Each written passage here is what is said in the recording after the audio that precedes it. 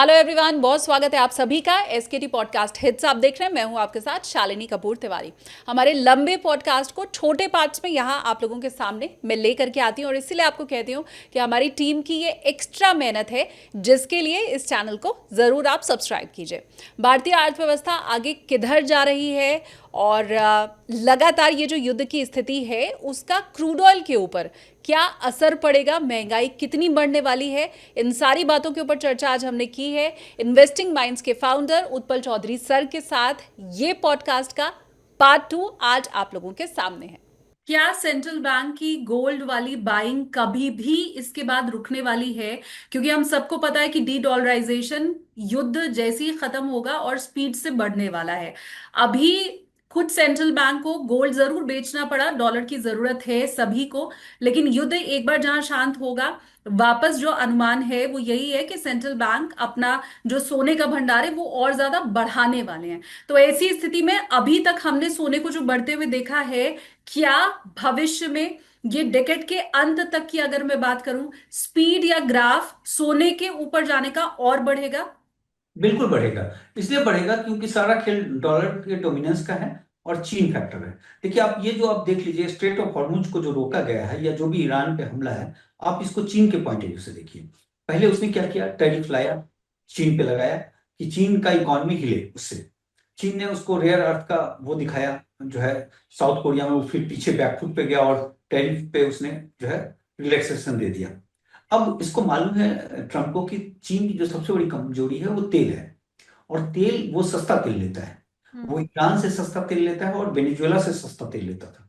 अब सस्ता तेल लिया तो उसका प्रोडक्शन कॉस्ट कम पड़ता है वहां पे, और जो कंपटीशन का बाजार है, चीन जो है सस्ते में सामान बेचता है, क्योंकि उसका जो मेन फैक्टर जो आ रहा है तेल, वो सस्ते में ले रहा है।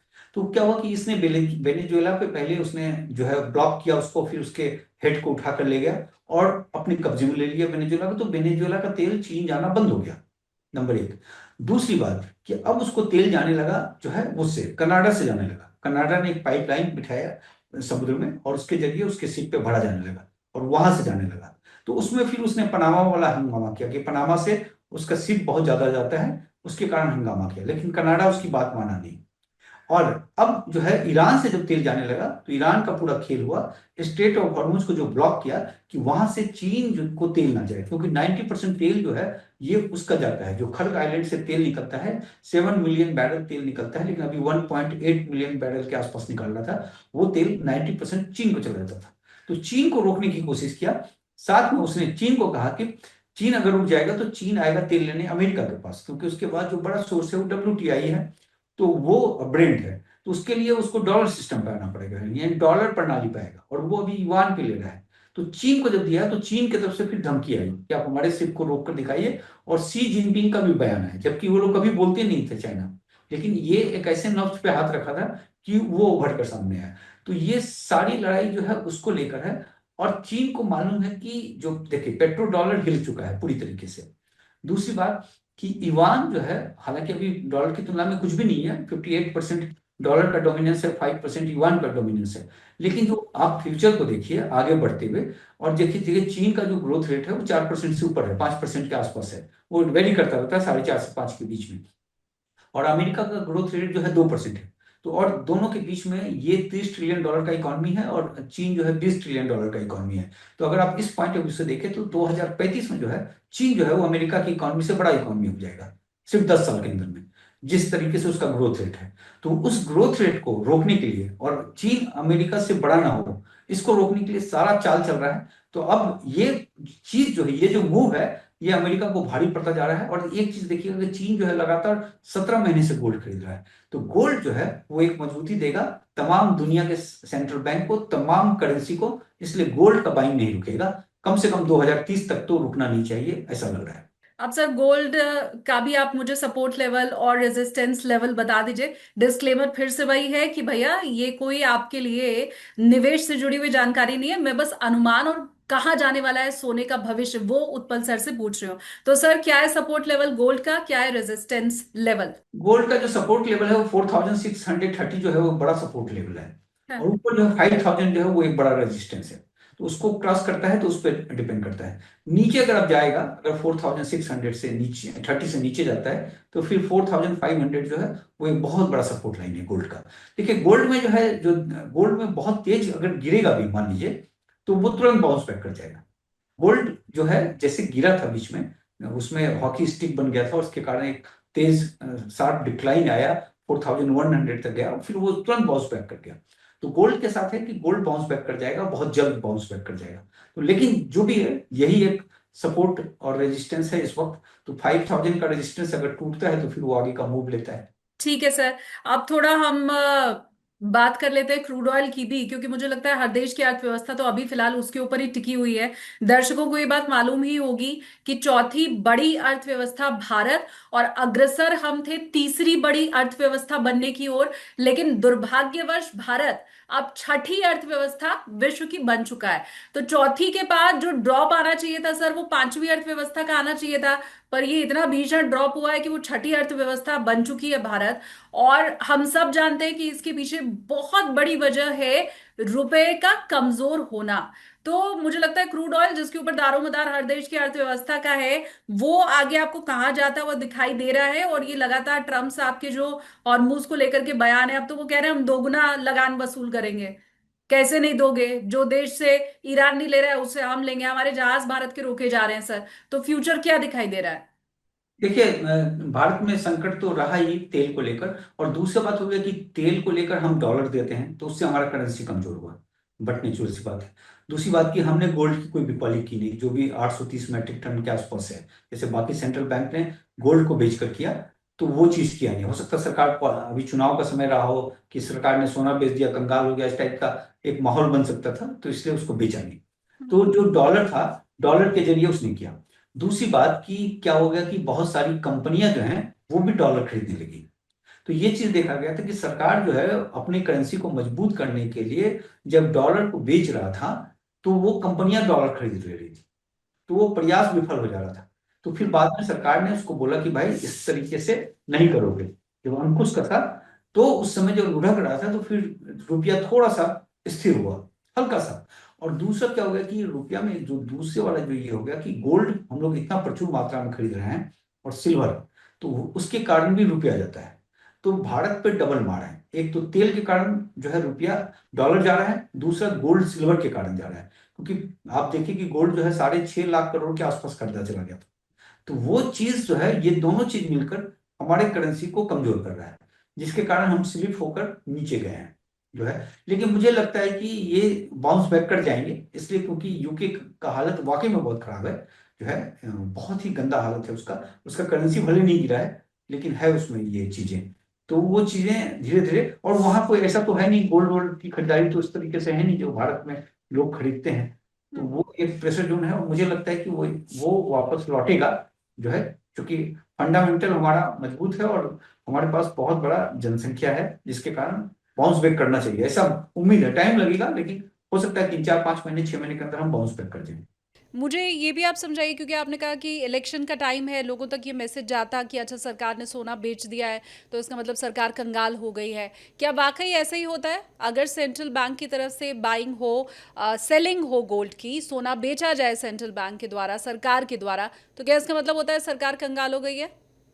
हाँ बिल्कुल, देखिए ऐसा है कि जो है ना, हमारे यहाँ सोना के साथ बड़ा जबरदस्त इमोशन जुड़ा हुआ है। जैसे मान लीजिए कि रसिया गोल्ड बेचा हम्म। बेचा या टर्की ने गोल्ड बेचा, 58 मैट्रिक टन गोल्ड बेच दिया, पोलैंड ने भी कहा कि हम गोल्ड बेच देंगे। तो वहां क्या होता है कि गोल्ड को जो बेचते हैं, तो शुद्ध बिजनेस के पॉइंट ऑफ व्यू से अपनी करेंसी को बचाना है, अपनी तमाम चीज को करना है, डॉलर को पाना है, उसके लिए आप एक प्रोफेशनल वे में डिसीजन लेते हैं। लेकिन हमारे यहाँ क्या है कि गोल्ड जो है वो बड़ा जबरदस्त जो है वो जुड़ा हुआ है, एक टेबू है गोल्ड, आप कहें। अगर मान लीजिए कि सपोज कि हम और आप भी अपना गोल्ड बेच देंगे जाकर, और हमारे मोहल्ले में पता चल गया कि गोल्ड बेचा है, तो उसको लगेगा कि ये बेकार हो गया है, ये जी। खत्म हो गया है। या जैसे आप कहेंगे कि भाई उसका बिजनेस ठप हो गया था, तो उसकी पत्नी ने उसको गोल्ड दिया और वो अपना बिजनेस खड़ा किया। हाँ तो जी। ये चीज आता है। अब जैसे चंद्रशेखर के समय जो गोल्ड भेजा गया था यहाँ से, तो उसमें ये बात तो कहा जा रहा है ना कि भारत इतना कंगाल हो चुका था कि गोल्ड गिरवी रखा था। तो गोल्ड बेचना, और बीच में एक खबर आ गई थी कि आरबीआई ने गोल्ड बेच दिया बहुत तेज, तो उसको लेकर फिर होने लगा कि भाई भारत की ये स्थिति हो गई कि गोल्ड बेच दिया उसने। तो उसके बाद से इनको क्लियर करना पड़ा कि भाई हम गोल्ड नहीं बेचे हैं, आरबीआई को कहना पड़ा। तो ये जो है कंप्लीटली जो है, और सरकार इस चीज को जानती है। अब यहाँ पे इमोशंस है गोल्ड के साथ जुड़ा हुआ लोगों का, तो वो इमोशंस के कारण जो है वो इस समय उससे बचा गवर्नमेंट। ये चीज तो है। दूसरी बात, जो यहाँ जो नुकसान किया है हमारे एक्सचेकर को, क्योंकि तेल की कीमत जो है वो भाग गई है, तेल महंगा हो गया। आप $60 में लेते थे, और अभी जो है हमारा जो इंडियन बास्केट जो है वो $123 प्रति इसका पड़ रहा था, बैरल का पड़ रहा था, सबसे महंगा दुनिया का। क्योंकि देखिए, तेल जो हम जो देखते हैं, ब्रेंट और WTI जो देखते हैं, वो मई और जून का कॉन्ट्रैक्ट होता है, वो अगला फ्यूचर है। जो स्पॉट में जो मिल रहा था हमें तेल, तो दो तरीके से मिल रहा था। एक तो होता है कि ओमान के जरिए जो सीधे तेल लिया जा रहा था, वो 156 पे जा रहा था, और जो उड़ल तेल जो हो गया रसिया का, वो 103 पे मिल रहा था, और उस पर भी प्रीमियम ले रहा था वो, $10-12 उस पर भी प्रीमियम ले रहा था वो। तो वो महंगा तेल मिल रहा था, तो महंगा तेल भारत ले रहा था। और तो स्वाभाविक सी बात है कि पेट्रोल डीजल जो हम भरवा रहे हैं वो काफी महंगा हो गया है। वो कायदे से 20 से 25 रुपए महंगा तेल है। तो वो जो प्रतिदिन जो नुकसान है भारत सरकार को, वो इलेक्शन के चक्कर में उन्होंने किया नहीं। अब इलेक्शन जिस दिन खत्म होगा, उस दिन शाम को आपको तेल और डीजल सब महंगा मिलेगा। तो हाँ। आप उसको तो अवॉइड कर ही नहीं सकते ना, वो ऑटोमेटिक जो है। तो वो चीज भी जो है इकोनॉमी को नुकसान कर रहा है एक तरीके से। तो ये हम्म। थोड़ा सा, अब चूंकि चुनाव जल्दी खत्म हो और तेल की कीमत बढ़ाया जाए, तो उससे फिर कंट्री जो है, जो सफर कर रहा है, वो लॉस उसको बचेगा। जो कि है, हालांकि सरकार उस पर गाली पड़ेगी, लेकिन उसमें कुछ किया नहीं जा सकता। उसमें सरकार क्या करेगी, जब जब पूरा यही चल रहा है, पूरी दुनिया में चल रहा है, तो कोई कुछ नहीं कर सकता उसमें।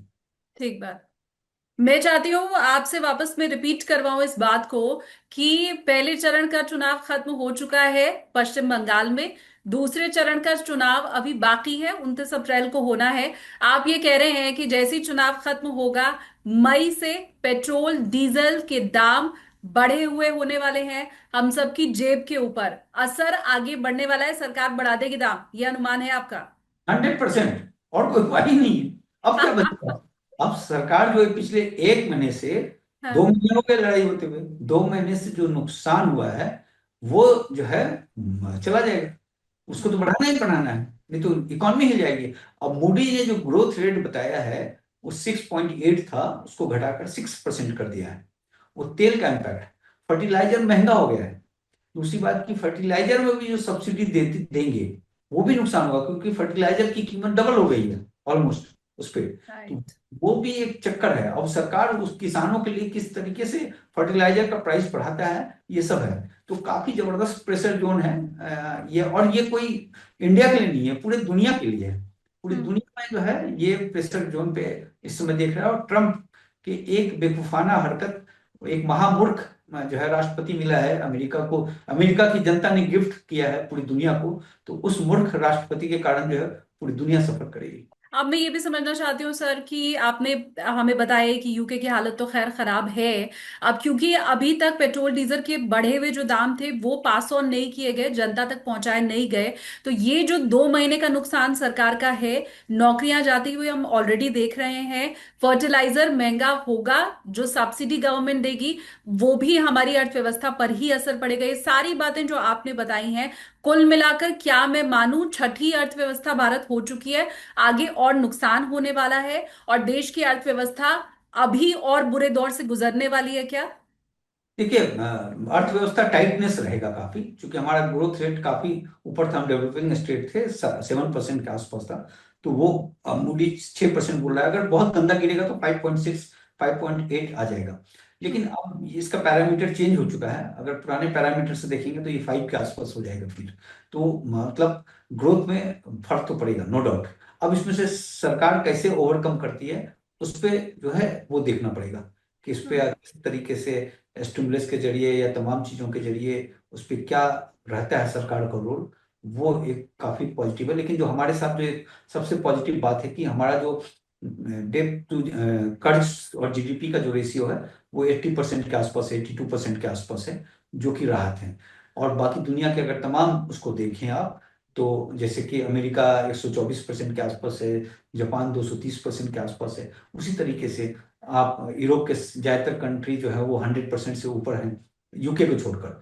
तो वो चीजें हैं। और यूके भी अभी अभी तक जो बच रहा है, वो कर्ज और जीडीपी का रेशियो उसका कम रहा था, उसके कारण बच रहा है। तो ये जो कर्ज जीडीपी का रेशियो जो है ये जो है बचा लेगा, लेकिन टाइटनेस रहेगा, रिफ्लेक्शन उसका दिखेगा, महंगाई बढ़ेगी नो डाउट। तेल वेल जब तेल डीजल महंगा हो जाएगा तो सारा खान पान सामान सब महंगा होगा, तो वो उसमें बढ़ोतरी देखी जाएगी, उसमें कहीं कोई दो राय नहीं, उसको टाला ही नहीं जा सकता। ठीक बात। तो इन बदली हुई परिस्थितियों के हिसाब से आपको सबसे सही भविष्य किसका दिखाई दे रहा है जहां निवेशक पैसा लगा सकते हैं? क्या वो सोना हो, क्या वो चांदी हो, क्या वो शेयर मार्केट हो? किस तरह से, किस ढंग से और किस जगह पर आपको लग रहा है कि अभी सबसे मुफीद है इन्वेस्ट करना? देखिए शेयर बाजार में है क्या कि जब वो सस्ता रहता है तभी आपको खरीदारी करना चाहिए। अभी तो शेयर थोड़ा सा ऊपर उछल गया है। जिस दिन मैंने खरीदारी किया था वो 30 मार्च को किया था मैंने, 19.2 पी पे शेयर बाजार चला गया था, 22,200 पे था उस समय। अभी तो 24,000 के ऊपर है, 2,000 पॉइंट्स ऊपर उछल चुका है। तो अगर आप उसी तरीके से बुद्धि लगा के खरीदेंगे तो वैसे मार्केट में, तो वो चीज बढ़िया रहेगा। और आपको हो सकता है कि आने वाले समय में ये फ्लक्चुएशन फिर मिले अगर, तो उसके हिसाब से आपको शेयर बाजार में सस्ता मिले तो खरीदारी करना।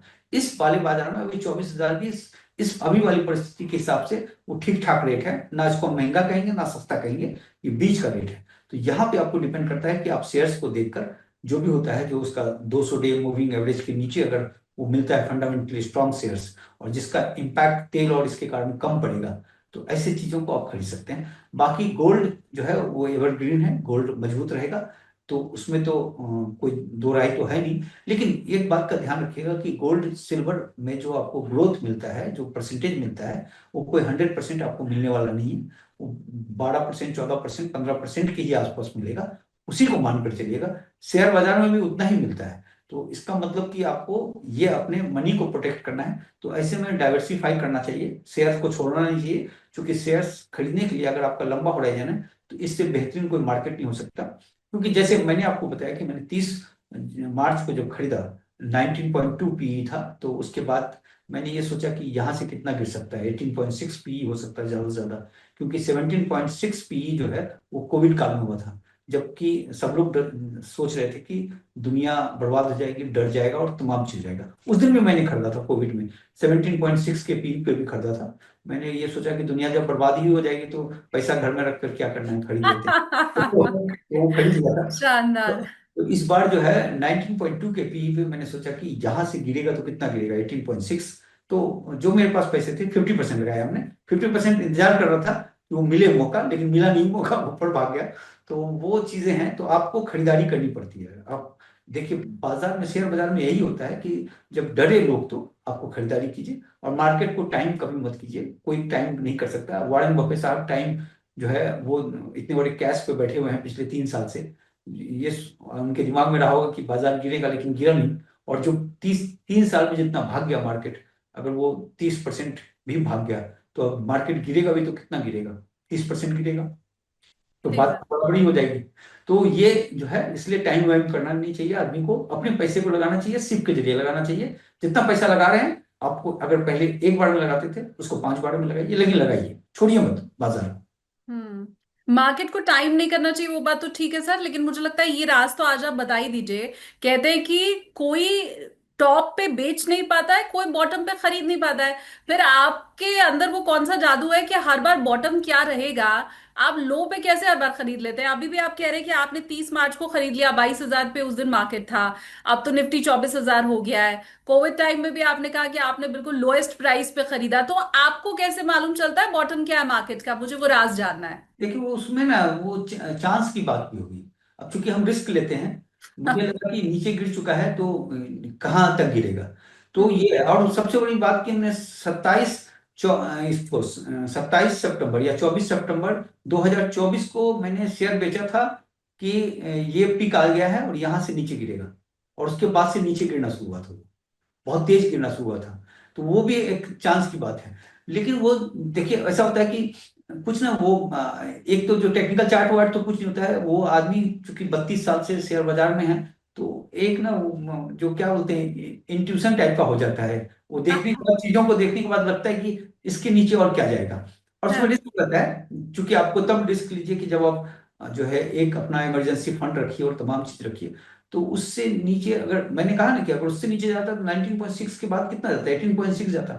18.6 से भी नीचे जाता तो कितना था, 17.6। क्योंकि मैंने आधार बनाया कि कोविड काल में जब दुनिया खत्म हो रही थी, ये कह रहे थे लोग कि सब लोग मर जाएंगे, कोई नहीं बचेगा, तब 17.6 गया था।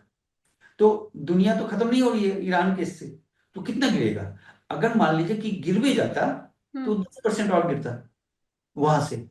क्योंकि जब मार्केट ऊपर से गिर चुका है इतना, तो और 10% गिर जाता तो हमें क्या फर्क पड़ता, 10% के बाद तो बाउंस बैक करता ना। जी। 10% के बाद वो और नहीं गिरता, वो वहां से रिवर्स मारता।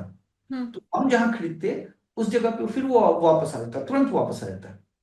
तो इसलिए उसमें आपको चांस लेना पड़ता है, नहीं तो ऐसे घर पे ही बैठे रह जाएंगे सोच सोच के फिर। ठीक है। धन्यवाद सर। हमने क्रूड ऑयल पे भी चर्चा कर ली, गोल्ड एंड सिल्वर में भी आपका मैंने क्या अभी आप लेवल देख पा रहे हैं वो भी हमने सब चर्चा कर ली है। बहुत शुक्रिया सर हमारे साथ जुड़ने के लिए। उम्मीद मैं कर रही हूँ कि आज वाली जो इंट्यूशन मैंने आपकी जानी है, मार्केट उस हिसाब से ही आगे बढ़े ताकि जो मेरे व्यूअर हैं उन्हें थोड़ा फायदा मिल सके। Thank you so much sir.